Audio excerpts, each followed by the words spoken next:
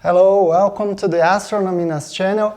I am Fábio, and today I will assemble a new setup to improve the images shown on the channel.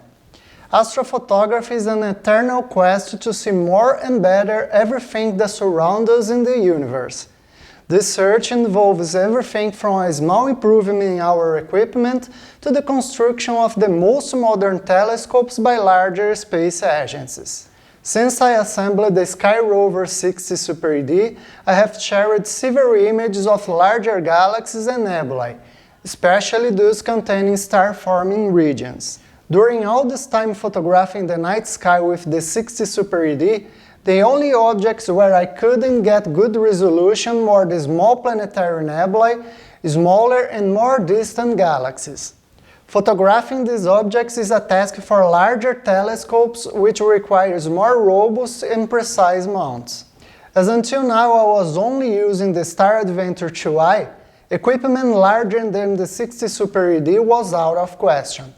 But with the recent introduction of the Star Adventure GTI here on the channel, I started to consider a larger telescope.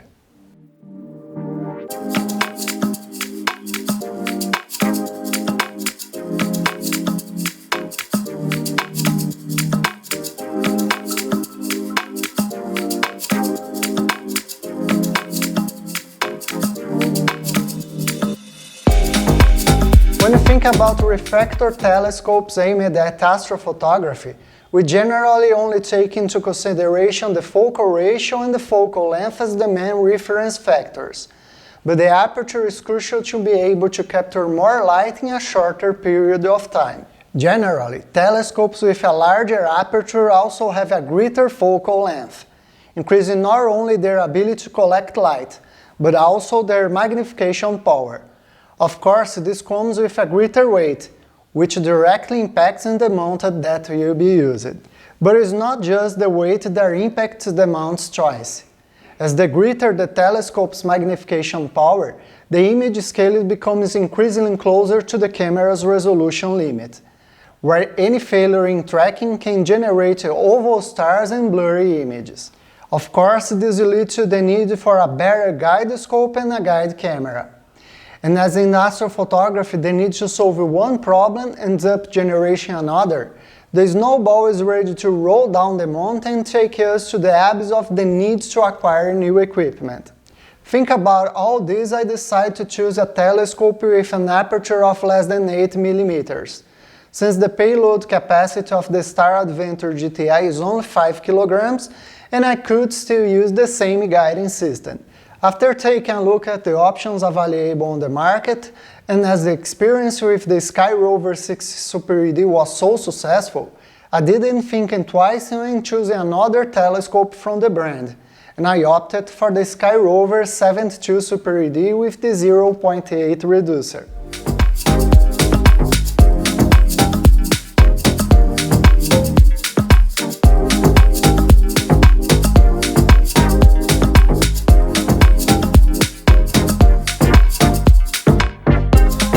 The Sky Rover 72 Super ED is a doublet Apochromatic refractor with 72 mm aperture, 432 mm focal length, and f6 focal ratio. It comes equipped with a 10x1 dual-speed focuser, an adapter for using prisms and eyepieces for visual astronomy, a field rotator with M48 and M54 threads, which makes it perfect for astrophotography. The constructive difference in relation to the 60 Super ED are the internal baffles, which reduce possible reflections, and the use of two rings instead of the photographic type color ring. Sky Rover offers a field flattener and a 0.8 focal reducer, which transforms the 72 Super ED into a quadruplet system. I chose to use the 0.8 focal reducer, as this brings the focal ratio of the 72 Super ED to f4.8, with a 345 mm focal length, making the system perfect for astrophotography of deep sky objects.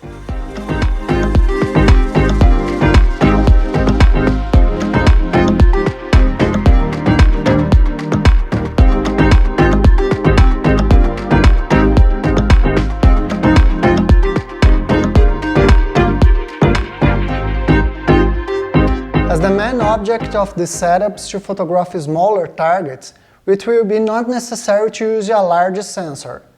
As my experience with the ASI585MC on the Ascar FM135 was perfect, initially I had think about use it. But in researching the options, I found the Uranus-C Pro from Player One Astronomy, which uses exactly the IMX585 sensor, however equipped with a cooling system. The Uranus-C Pro's IMX sensor has the latest StarVis2 technology, which eliminates the amp glow. It's 11.2 mm wide by 6.3 mm high, has 2.9 micron pixels and a fuel capacity of 47K. The camera also comes equipped with a native video heater on the sensor, a feature found only on ZWO's flagship cameras, and has a carbon fiber body which makes it lighter and less susceptible to temperature variations. The rear panel is made of aluminum and houses two USB-C ports, one 3.0 for connecting to the computer, and another 2.0 for connecting to the guide camera and accessories, in addition to the standard 12 volts P4 input for cooling power. Furthermore, the Uranus-C Pro comes equipped with all necessary accessories for installation and even more. Player One ships the camera with the protective bag, an extra 4-point tilt plater with rear adjustment, two extension rings, an M48 to M42 adapter, the T-mount adapter, one USB-C to USB-C cable, one USB-C cable with 2 meters for connecting to the computer, one USB-C to USB-B cable, one Allen key, one Phillips screwdriver, one air blower for cleaning, and one cable organizer. The Uranus-C Pro is certainly the entry-level camera with the most complete kit and best value for money on the market today. Combining the Uranus-C Pro with the Sky Rover 72 Super ED using the 0.8 focal reducer will result in an image scale of 1.79 arc-seconds per pixel, which is excellent to photograph planetary nebulae, supernova remnants, and smaller galaxies. And it also allows me to use the same guide system as I mentioned before. To complete the assembling of the setup, I use a 2-inch ZWO M42 filter drawer, a Svbony SV165 mini guide scope, an SV905C guide camera, and a Wanderer PowerBox Lite V2 control box that will serve as an interface for power control and connection of the cameras with the mini PC that will control the entire setup. The SV905C has the same features and specifications as the ASI183MC mini guide camera, however with a color sensor, which will not impact the guiding performance of this equipment in any way. As always, I will change the Vixen standard dovetail of the Sky Rover 72 Super ED for a 300mm Arca Swiss rail, which will favor the balance of the setup on the Star Adventure GTI.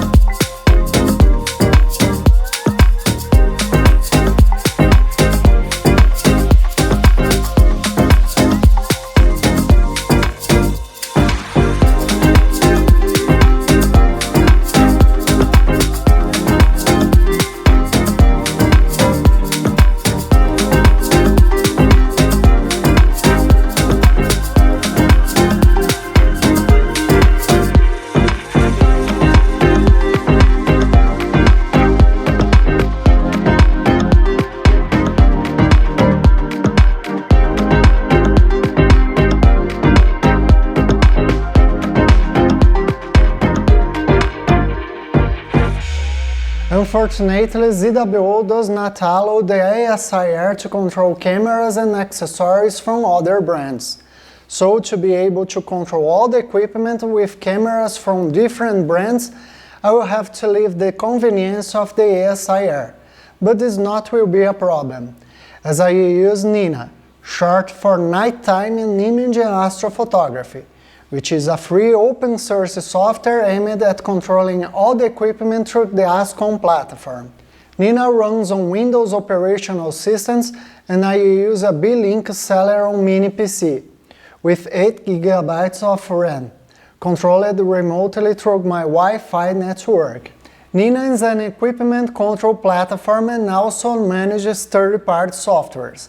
For example, for guiding to work, it's necessary to use PAD2 running in the background.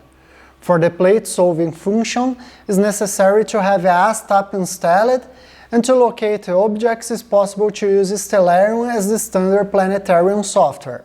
At a first glance, N.I.N.A may seem very complicated to use, but in knowing how to locate all the functions, it becomes quite simple, just requiring a little patience for the first configuration, connection equipment and third-party applications, making a very complete and precise tool.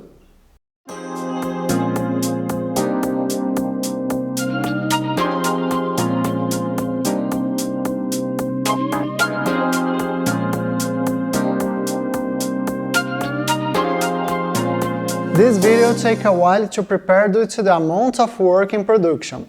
So I have the entire second half of 2023 to generate the final content that we observe together. With this in mind, nothing would be fairer than new channel subscribers to choose which object will be sharing the final images. To do this, I posted a poll in the channel's community. So subscribe and turn on all the notifications. This way we can interact better in the future videos. Despite being an early spring target, the object chosen was the dumbbell nebula M27. Quite modest and not so easy target for small telescopes.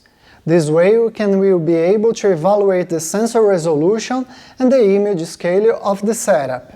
The Dumbbell Nebula is a planetary nebula located in the Vulpecula constellation, approximately 1,360 light-years away from the Earth. It has a magnitude of 7.5 and is easily observed with small telescopes. Planetary nebulae are the result of the material ejection from outer layers of old white dwarfs and have a rounded shape, hence the name planetary. Inside the Dumbbell Nebula there are several knots of interstellar dust and gases, which are difficult to photograph clearly with smaller refractors. The exotic appearance of the nebula is the result of a combination of three distant colors: blue from oxygen, red from hydrogen, and green from sulfur and nitrogen.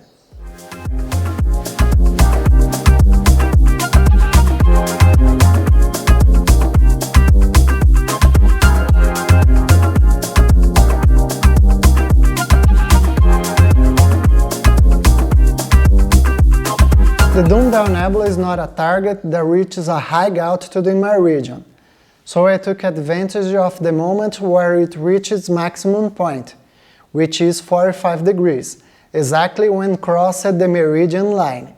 This also allowed to test N.I.N.A's automatic meridional flip settings.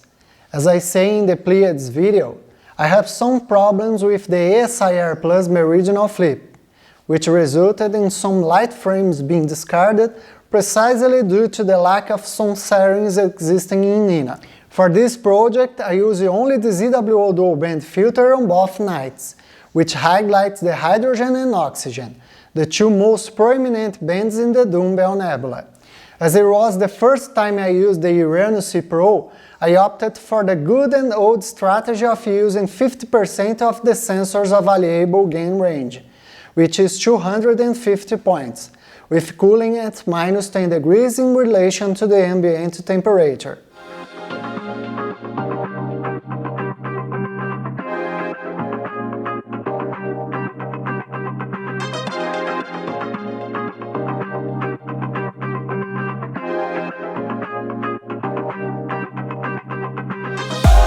I managed to capture 51 light frames on the first night and 61 on the second, totaling 112 light frames of 2 minutes with only one discarded by very oval stars, due to an error caused by a satellite risk during the guiding.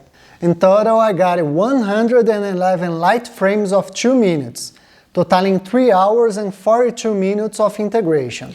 To analyze the results and have a good quality comparison parameter of the final image obtained with this setup, I also photographed the Dumbbell Nebula using the Sky Rover 60 Super ED and the ASI183MC Pro. The image scale of both setups is very similar, 1.79 arcseconds per pixel using the 72 Super ED with the Uranus-C Pro, against 1.71 using the 60 Super ED with the ASI183MC Pro. The total integration time was also practically the same, 3 hours and 40 minutes using 110 light frames of 2 minutes, but I used only the Antlia RGB Ultra filter. When comparing the two images with the same processing, it was quite evident that the definition and clarity of the images using the Sky Rover 72 Super ED and the Uranus-C Pro are superior. Due to the greater magnification power and aperture of the telescope, although the image scale and focal ratio of the two setups are practically the same. As expected, the Sky Rover 72 Super ED offers excellent construction and optical quality, with very few chromatic aberrations and perfect stars even at the edges of the images. Furthermore, even though it is a larger piece of equipment, the total weight of the setup is only 420 grams more than Sky Rover 60 Super ED setup, at almost 3.8 kilograms, well below the payload capacity of the SAR Adventure GTI, which allows me to use a deer heater and cabling without problems. The Sky Rover 60 and the 72 Super ED are the most affordable apochromatic refractors and leave nothing to be desired for the most reputable brands on the market. The integration of the Sky Rover 72 Super ED with the Uranus-C Pro was perfect, providing exactly the detailing level I was looking for with impeccable operation. The construction quality and operation of the Uranus-C Pro is fantastic. The sensor is extremely clean and the fact that there is no amp glow makes the final editing of the images much easier. Even though I use a ZWO filter drawer, it was very easy to obtain the necessary spacing to achieve the 55mm back focus using only the spacers included in the kit. After using the Uranus-C Pro for 6 months, I was able to conclude there is the best value for money entry-level camera for deep sky objects astrophotography on the market today. Even though they are equipped with very close image scales, the quality of the final results of this new setup surprised me a lot, making it clear that the maximum of the astrophotography is really true. The larger the aperture, the better the image. I hope you like the final images of the Dumbbell Nebula from both setups. I wish you all clear skies and see you soon. I almost forgot. When I said I worked a lot in the end of 2023, I was lying. I also photographed the Sculptor Galaxy. After all, this was the purpose of this video. And as I love comparisons, we will compare with the image taken in 2022 with the Sky Rover 60 Super ED, and I leave the conclusions to you.